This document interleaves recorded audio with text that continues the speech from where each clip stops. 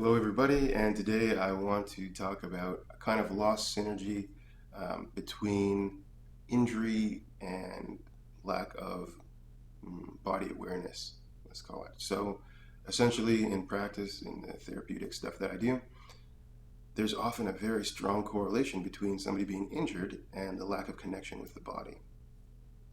Uh, so, when you go to kind of help this person by reducing the tension in the muscle or by creating some kind of more powerful neurological contraction of that muscle, we don't particularly create the reality where there's the connection between the person and the body. We do facilitate different ends of that connection, but not the thing together. And this often is seen by when you make a kind of therapeutic change in the body. I often get people to get up and walk around so that they can connect the therapy with an action and the body has time to integrate what that thing is. And then there's an experience around that. Often they get up. I know that, let's say, I've released the fascia or let's say tightness in the hamstring. Therefore, they should feel a nice, smooth walking sensation, less restriction. And I ask them, how does that feel? Generally, they say, oh, better. This, again, is a blanket term that doesn't denote much because there's no words for it yet. And in this way, if I send them home, like, okay, perfect, we fixed your hamstring, we can guarantee that the lack of awareness in that area will, again, create the same tightness, and then we'll be back on the table doing the same thing.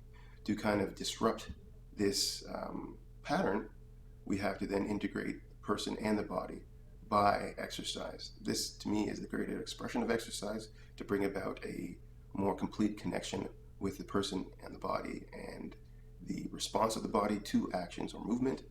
And in this way, keeping the ability for that person to interact physically with life a lot greater than it would be. Over time, just by sheer life, this disconnection happens. We do not play like we play in childhood, in adult life, or even teenage life. Therefore, all the ways of movement become less and less and less. And as stress increases, movement becomes less.